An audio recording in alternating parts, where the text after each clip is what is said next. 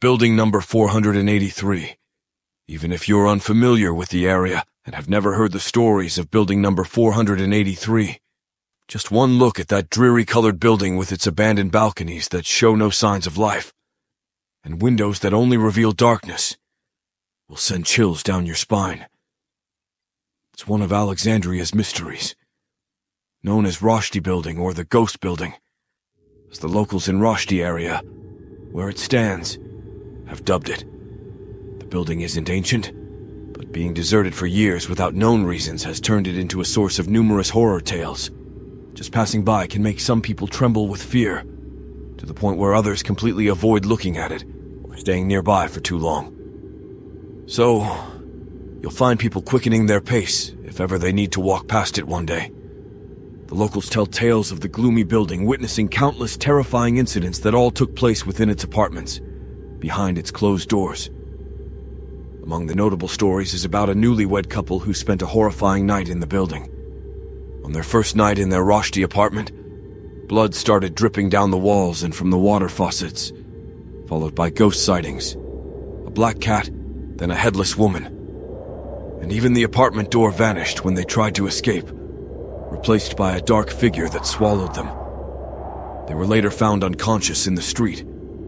There's also a story about a woman who rented an apartment and was found murdered alone days after moving in.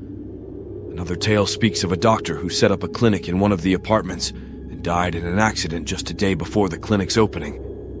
There are many stories of people meeting tragic ends after moving into this building, with variations depending on who you ask.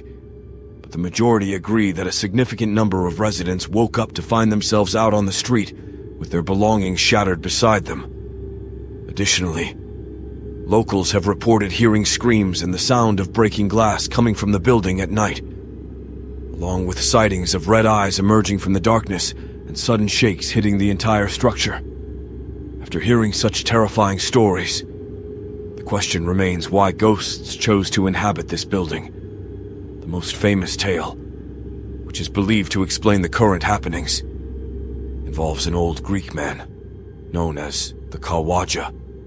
It means a foreign person who built the apartment and moved into a unit inside. However, he and his children died after their boat capsized on a sea voyage. Afterwards, his wife sold the building, which led to a series of unfortunate events believed to be caused by the Khawaja's ghost. Yet, this account is contradicted by another, more mysterious story suggesting the building was haunted before it was even completed. This story tells of a man killed by a falling stone while the building was still under construction. A legal dispute arose against the Khawaja, the owner, when it was discovered that work had been halted on the day of the man's death and all workers were at home, shocking everyone, especially since some passers-by had seen people working on the building at that time. Moreover, it's said that 10 workers died during the construction. People advised the Khawaja to bring a sheikh to read Quranic verses and exorcise the demons. The sheikh came and read, but was killed on his way home. As for the claims of the Khawaja and his children's deaths after moving into the building, many statements refute this, suggesting the Khawaja died a natural death and, after his wife sold the building, she died in a car accident, while his children perished in a fire in Greece. Other reasons. There are other eerie stories about the building's history, including one that suggests the curse stems from the building being constructed on a cemetery. Another reason is that some Quranic pages were found beneath it, and it was also said that the land was once a mosque that was demolished. Some believe the real reason behind the building's curse is a conflict among its constructors, leading one to resort to black magic as revenge. The truth: some youths recently decided to break into the building to verify the authenticity of these stories. They confirmed that the building is incomplete inside, making it impossible for anyone to have lived there in such a state, debunking all the fabricated tales about the structure. In the end, even if all the spooky claims and stories are proven false, the reason why such a large building has remained abandoned for years and construction halted remains a perplexing mystery.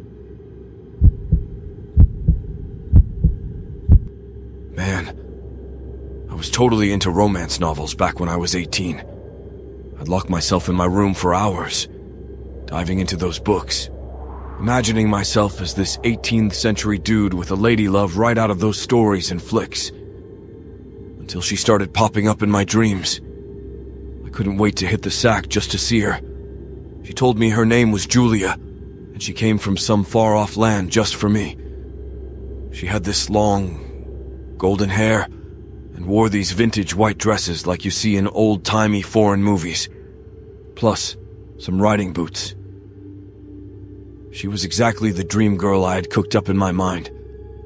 I'd spend most of my days asleep, crashing at 7 p.m. and not waking up till the next morning, all just to catch a glimpse of Julia. She'd show up and hang with me all night. We'd dance and chat. At first, I'd catch her maybe once or twice a week, but then she started coming by every single day. She tried to get closer, but I pushed her away knowing it was all just a dream. After I turned her down, Julia got all harsh on me, started treating me rough, and even tried to get at me a few times. But I'd always wake up soaked in sweat right in the nick of time. Since it was nothing more than a dream, I figured there was no need to freak out. Kept whispering that to myself. But one night, I woke up screaming, scared out of my wits by Julia as she grabbed me and said, "You're mine and mine alone." Out of nowhere, there she was, standing at the edge of my bed looking all mad. How my nightmare turned real, I had no clue. Or maybe it wasn't a dream to begin with. I bolted out of the room in disbelief and straight to my mom's room to spill the beans. She had my sis bunk with me to shake off the fear. Stopgap. It worked. I didn't see Julia after that, not even in my dreams. But she didn't leave me in peace like I thought. Always felt her lurking around. She tried scaring me every which way. I'd see dark shadows moving around me, hear me and my fan music blasting from my room out of nowhere, then stopping. And this one time, chilling in the living room watching some movie with my pals, suddenly, we heard a woman's voice in the bathroom. It was just us girls at home. My family was out visiting my aunt and wouldn't be back till late. So I had my friends stay over till my folks got back.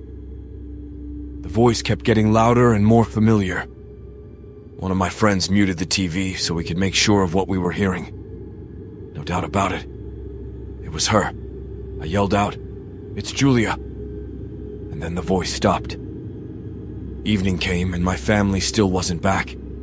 And the last friend standing was about to leave because her dad didn't want her sleeping out. She took off, leaving me solo. And by 10 p.m., I was feeling sleepy. Haven't been hitting the hay early since I started fearing Julia, but eventually, I gave in to sleep, went to my room and slept, and there she was, Julia again. Found myself dancing with her against my will as she clung to me tightly and whispered in a chilling voice, "You're mine, and nobody else's." Thank God, my family came back and woke me up. I begged my sis to move into my room or let me crash in hers, even if it meant sleeping on the floor. But she said no dice. She was only cool with sharing her room as a one-off and wasn't keen on roommates. So she suggested we swap rooms. I moved into hers and she took mine. Obviously, I agreed. Even if her room was smaller, all I wanted was to not see Julia again. A year about passed since I switched rooms without a single sighting of her. Thought she was gone for good. But a few days ago, my dad decided to take over my old room and turn it into his office since it's on the first floor, and gave my sister another room on the newly built third floor. While helping my sis move her stuff, she suddenly laughed out loud and then mumbled to herself, "Julia wouldn't like this." I hadn't felt that kind of fear before. Was totally shocked by what I heard. "What did you just say?" I asked her. She smiled, looked away, then grabbed one of the boxes and started to leave. But I stopped her, asking, "Who's Julia?" Then she tells me, "Don't sweat it. She's this English girl I see in my dreams asking me to dance with her. first. I thought she was friendly, but I recently figured out she's kinda spooky. Hearing that blew my mind. Made me realize Julia wasn't just some fleeting nightmare of mine. She was this eerie presence affecting all of us in the family. It was like a wake-up call that maybe, just maybe, there was something more to all of this. Maybe it wasn't just dreams. Maybe we were dealing with something supernatural. So, there we were, my whole family, getting a bit freaked out over the Julia situation. We decided it was time to do something about it. We weren't just gonna sit around getting haunted by some dream girl. No. We were gonna dig deeper. Find out what was really going on. We started thinking about getting some outside help. Maybe someone who knew a thing or two about these kinds of spooky scenarios. It was clear we were all in this together. And if we were gonna get to the bottom of the Julia mystery, we'd need all the help we could get.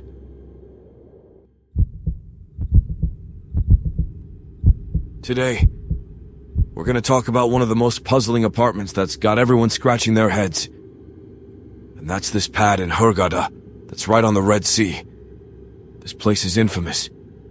Nobody wants to go near it because of all the stories floating around. But are those stories true? Why? What's even being said about it in the first place?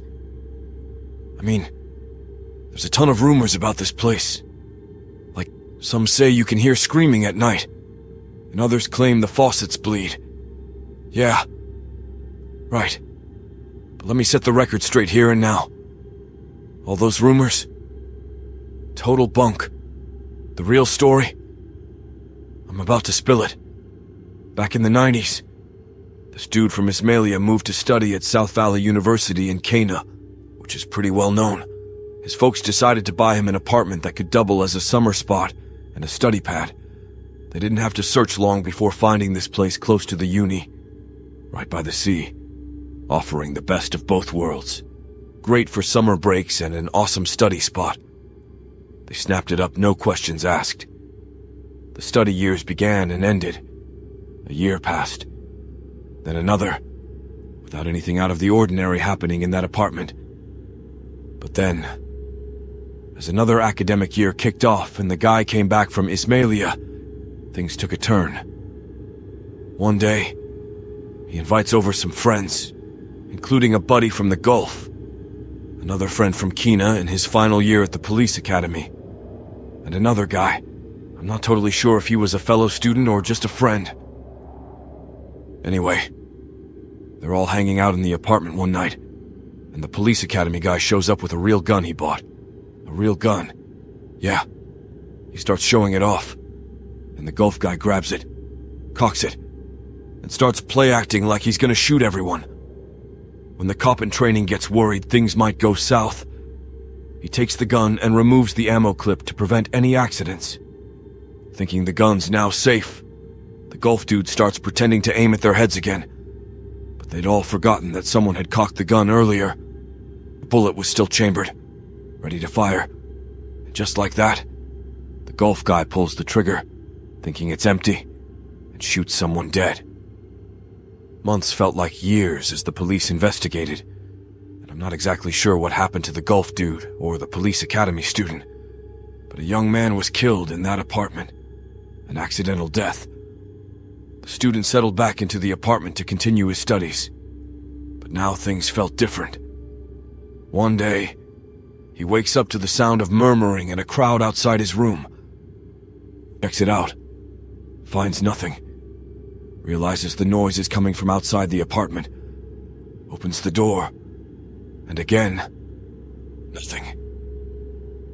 The noise stops dead. After that, he swore never to sleep there alone again. But it wasn't just the murmuring. He would often hear footsteps outside the apartment or sounds of something moving. And what we didn't mention before is that this apartment was the only one on its floor, meaning no neighbors. Everyone tried convincing him he was just stressed from the events. So a friend decided to stay over for a few nights. That's when the student confirmed it wasn't just stress or fatigue. His friend heard and felt the same things, including the sensation of being watched. especially when going to the bathroom. The wind during winter nights just added to the whole horror movie vibe. So, he decided to leave the apartment for good, and it was put up for sale. Then, another buyer comes along, a young man prepping for marriage. He falls for the apartment instantly and decides to renovate it for the wedding. Weeks go by. A painter is hired for the job, who works late into the night to get it all done. One evening, while working in one of the rooms, he hears a noise from another room. Curious, he checks it out and, for a split second, sees a young boy, around 12, dart by. He turns on the lights, but there's no one there. He recites some prayers, decides to keep working, but then, passing by the other room, sees the same kid again, and that's when he decides he's out, swearing never to return. New owner, after a series of such incidents, also felt that something was off about the place, decides to sell it. To this day, that apartment remains as is, wrapped in layers of mystery and secrecy. The apartment remains a source of stories and legends in Hurghada, with people constantly speculating about the truth behind it. Despite the passage of time, locals and visitors alike wonder about what really went down in that apartment and what could happen to anyone who dares to live there or even visit. As ownership changes hands, the story of the apartment resurfaces, mixed with speculation and myths, making it one of the most intriguing and controversial spots in the city. Some see it as nothing more than exaggerated tales meant to draw attention, while others truly believe the apartment is haunted by spirits restless and unsettled. In the end, the apartment stands as a testament to its mysterious past, surrounded by the enchanting blue waters of the Red Sea, yet isolated by the stories that envelop it. Whether the events that took place within its walls are real or merely fabrications, the apartment remains an integral part of Hurghada's cultural and historical tapestry, sparking awe and fear in the hearts of those who hear its tale. Are you afraid? Don't answer until after you read this terrifying and scary story about a person named Michael. Today, we present to you horror and ghost stories about a person who says it happened to him. I had a friend named Michael. We were in May, and there were days left until the law college exams. The first subject, I didn't know anything about it except that it was taught at the university. I called my friends, and they all pointed me to someone who had photographed papers kept by John. We didn't know where he lived. All we knew was that it was near Main Street in Brooklyn. I called him, and he was very welcoming. When I asked if I could come over tonight, I found out he would be out and would return quickly between 9 and 10 p.m. So, I told him I would be under his house at 10 p.m. exactly. The directions were very easy. After entering Main Street, I was to walk and skip 3 streets, then enter a side street on my left where at the beginning there was a supermarket. And at the end, I would see a group of old buildings. He lived in the 4th building, on the 3rd floor. It was going to be a beautiful night. I wore a black t-shirt and jeans. I took a quick swipe of gel for a bit of handsomeness, and left my house quickly, walking through the streets. It took about 10 minutes to reach Main Street and enter it. It was very quiet.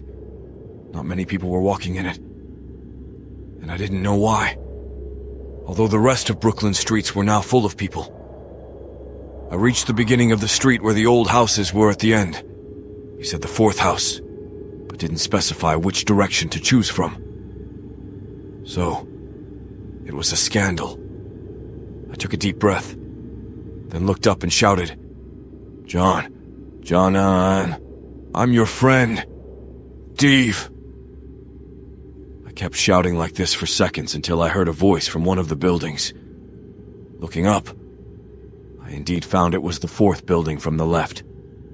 Someone opened a window from the 3rd floor. It seemed to be a girl, and said in a soft voice, "Are you John's friend?" "No, I'm John's friend." She gestured for me to come up. I entered the building and climbed to the 3rd floor where I found 2 apartments. Looking at both apartments in confusion, which one was John's? The door of one of the apartments, the right door, opened to show the same girl who appeared to me from the window, smiling and saying, "I'm John's sister. Come in until he comes back from his errand." I don't know what to do. Should I enter or wait outside?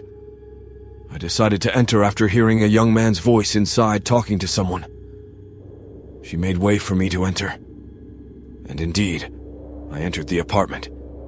Some of my friends say I'm lightheaded because my eyes catch a lot of unnecessary details and I scrutinize them. I entered the apartment and was observing the furniture with the corner of my eye, noticing strange things like why there was a calendar for the year 1999 hanging. I remember my aunt kept an empty calendar for the year 2003 so she wouldn't throw it away. The girl walked in front of me, leading me to what seemed like the living room. And as I passed through the living room, which wasn't big, I heard familiar sounds that I believed I heard in my childhood. Turns out, I uttered it unintentionally as I looked at the child sitting on the floor near the TV, holding an old gaming console we used to call Mario in our childhood, where the primitive games on it were the latest scientific breakthrough. The girl laughed while still walking and looking at me sideways. That was my console when I was little, and I kept it because our brother, Alex, loves playing with it. I smiled politely until she stopped, making way for me to sit in the living room. I sat down, and she disappeared for a moment, then came back and sat in front of me, offering me a cup of tea. "When did you prepare it? It seems like you were going to drink it before I arrived." I looked at her with a frightened glance. She was wearing casual home clothes and had her hair tied in a ponytail. In truth, she was beautiful. "I'm sorry, but I had agreed with John that I would come today to photograph notes with him. Is he going to be late?" She smiled at me and was about to say something, but we heard a gruff voice scolding someone. I looked at her, inquiringly, and she said, "That's the electrician talking to the boy.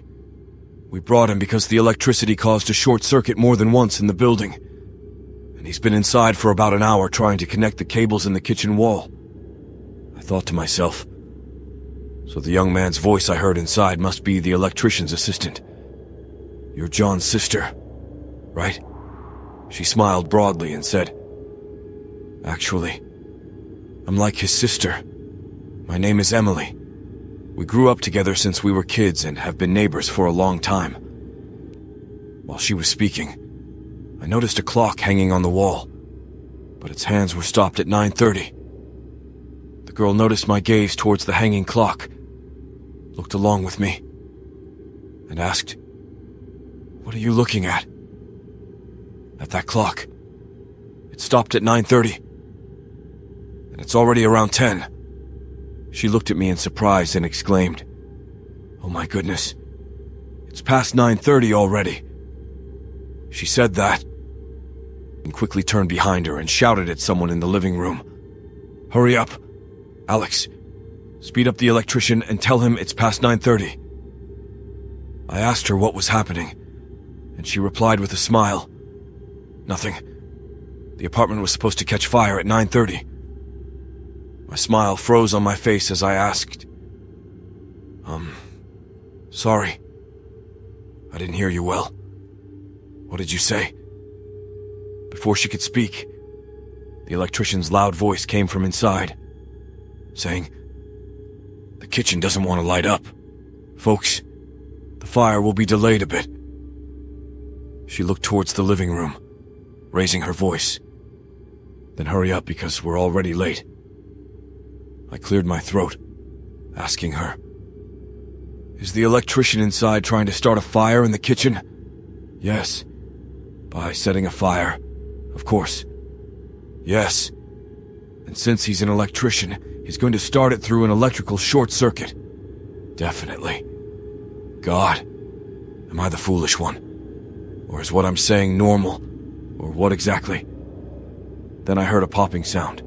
The lights flickered, and then went out. I screamed, jumping from my spot. You guys are seriously setting the apartment on fire. I then heard screams, and the girl who'd been sitting in front of me kept screaming while I heard overlapping sounds. Then, I saw a red light coming from the living room. Apparently flames. What should I do? I saw the girl running towards the living room, calling her mother in panic. Without thinking, I ran after her, wondering why she was calling her mother and screaming like this if she knew about the fire schedule. Then, how did she know the schedule before it started? And how does this happen every night? When I followed the girl into the living room, I saw her running towards the kitchen with screaming coming from inside. I stood in the living room for a few seconds, thinking what to do. The smoke was filling the living room. If we didn't die from the fire, we would die from suffocation. Wait! The fire started in the kitchen. And if they were using a gas cylinder or even gas, it meant an explosion could happen at any moment. I quickly opened the apartment door to call for help, only to find a man standing at the door of the opposite apartment with 2 children looking at me fearfully. And the man himself looked at me in astonishment and confusion. There's a fire in the apartment here. Help us, sir, I said in urgency. But the man did not react and kept looking at me as if he did not understand my words. Then he asked with curiosity, "How did you enter this apartment?" I turned back in surprise at his strange question and suddenly realized something. The screams from the apartment had ceased. I was standing at the apartment door, holding it open, and slowly looked back inside to find no lights inside the apartment, no flames. But by the light of the stairway lamp, I saw the living room and its furniture that looked like dough. The same furniture I noticed when entering the apartment, but now it was old, dilapidated, covered in dust, and much of it was burnt. Spiderwebs filled the apartment from the inside, and my eyes landed on the calendar that indicated the year 1999, which was now covered in dust and spiderwebs. I slowly looked back at the man, then again inside the apartment. With all due respect and dignity, I stepped out of the apartment, carefully closing the door behind me, then turned to the man who was still looking at me questioningly, and I said with a smile, "May I use your restroom, sir? What brought you into this apartment, young man? And who are you looking for?" he asked me. I tried to contain my urge to rush to the restroom, saying, "Honestly, I came to meet a friend of mine who lives on the 3rd floor. Thought this was his apartment. Entered. Found normal people inside. And then suddenly the apartment caught fire. Or so I thought. Am I foolish, sir?" The man came to support me before I fell, saying with a tone of sympathy, "Bad luck, young man. Sorry about that. I think I know what happened inside that apartment. But who were you coming to visit? What was his name?" We had entered from the apartment door, and the 2 children were still looking at me with fear. "His name was John," I replied. The man suddenly stopped and looked at me in astonishment. "My son. He came here a while ago asking if any of his friends had come by, but we told him no one had asked. So he went out again. He led me to sit on a large chair in the living room, then sat across from me.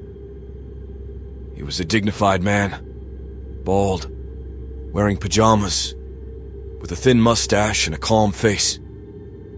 After sitting down, he said, "I'm sorry for what you saw in that apartment. Let me tell you the story of that place.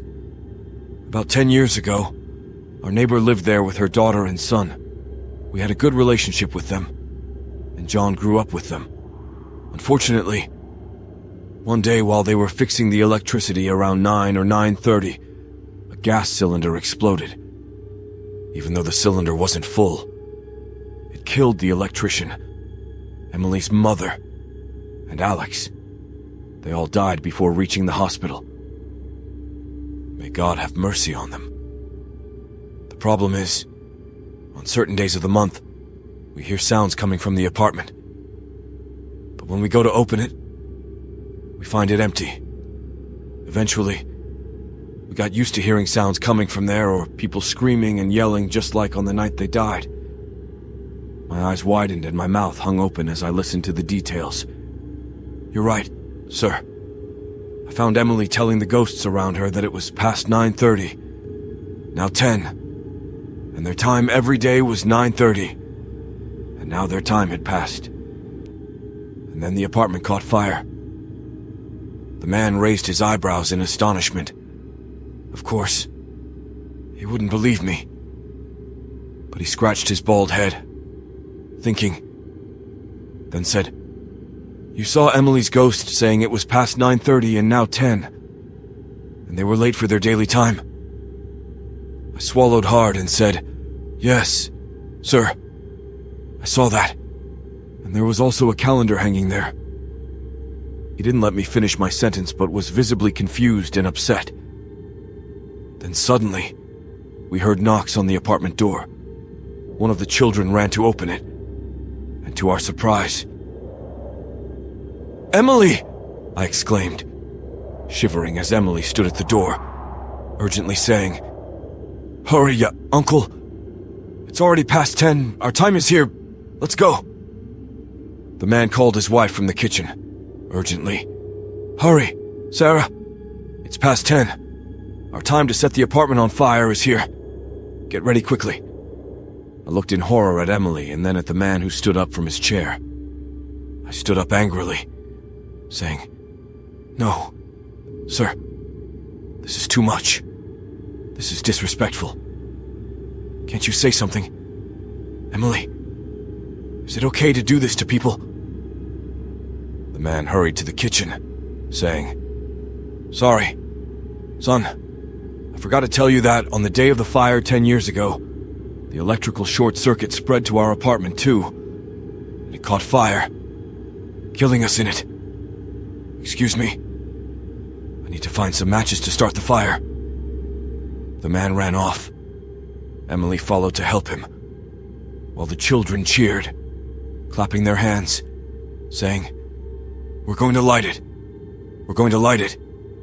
Suddenly, a flame shot up from the kitchen. The lights flickered and went out completely, leaving only the glow of the flame, along with screams from the kitchen. I ran like a madman to the apartment door, reached it, and exited since it was open. As soon as I left the apartment, the noises stopped. I went to the staircase and looked back to see the apartment door open and the inside dark, with a few objects scattered on the floor and covered in dust. I rushed down the stairs, imagining those who had died chasing after me.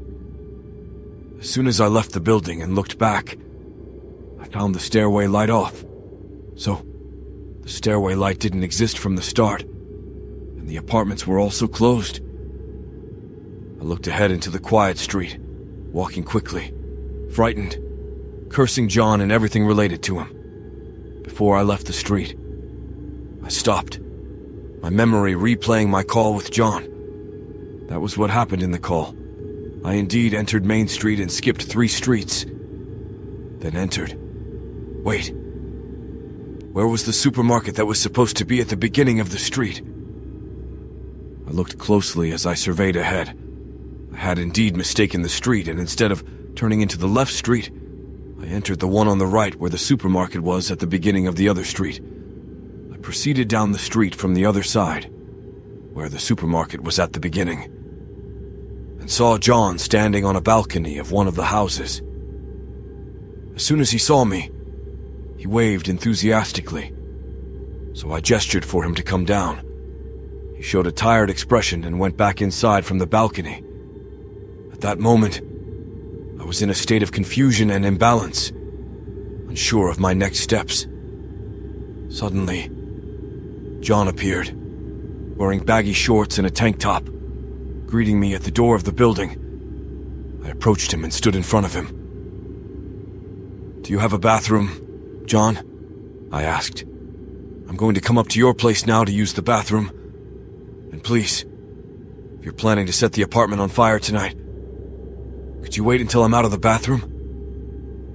Or actually, John, I don't need to use the bathroom anymore. The whole situation has gone awry. Say hi to your dad and mom for me, and tell them I'll see them at the next fire.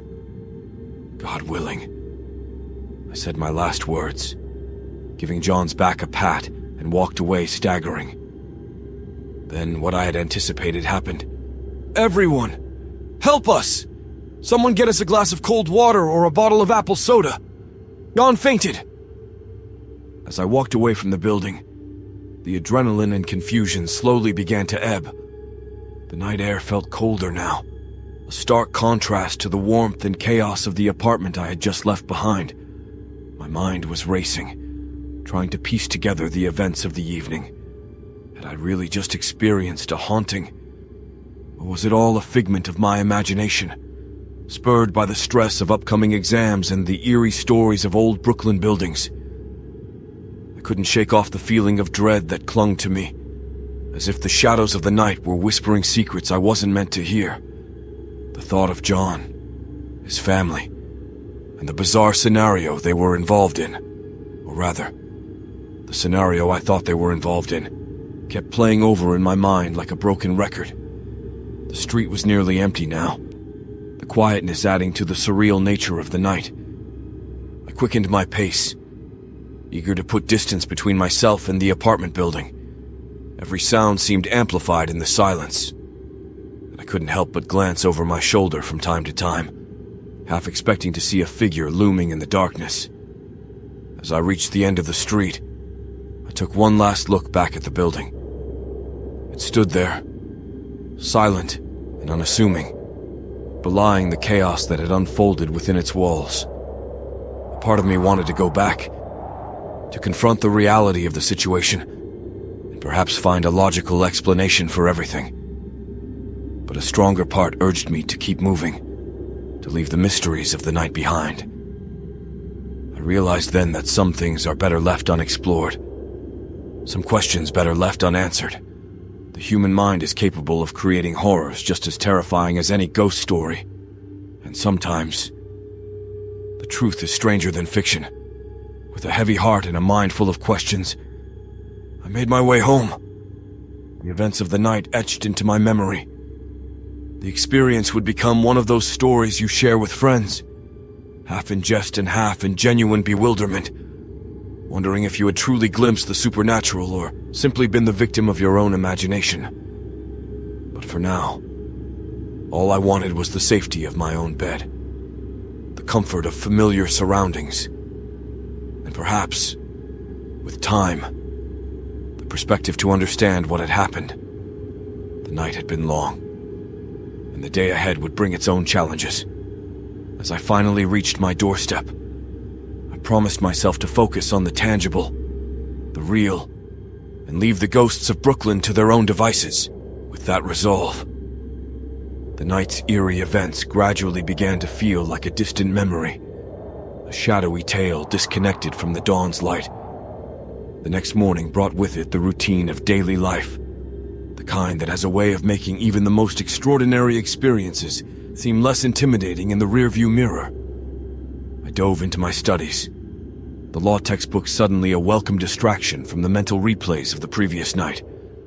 Friends and classmates, unaware of my nocturnal adventure, complained about their workload and made plans for the weekend, their normalcy a stark contrast to the surreal experience I had just endured.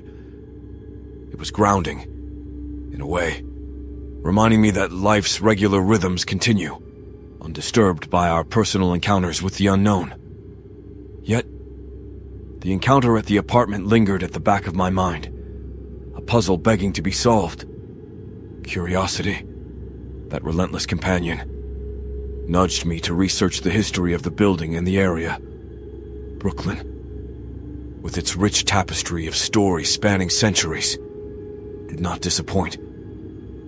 I learned of old families, long-forgotten tragedies, and tales of resilience and renewal that painted the neighborhood in shades far more complex than the monochrome of fear. I also reached out to John again, this time with a measure of caution mixed with a desire for answers. Our conversation was surprisingly mundane, focusing on the upcoming exams and mutual assurances of well-being. There was no mention of fires, ghosts, or haunted apartments. It was as if the night had been a collective hallucination, a shared delusion that had dissipated with the rising sun. In the end, the experience became a story I would occasionally recount, each telling a bit less frightening and a bit more fascinating.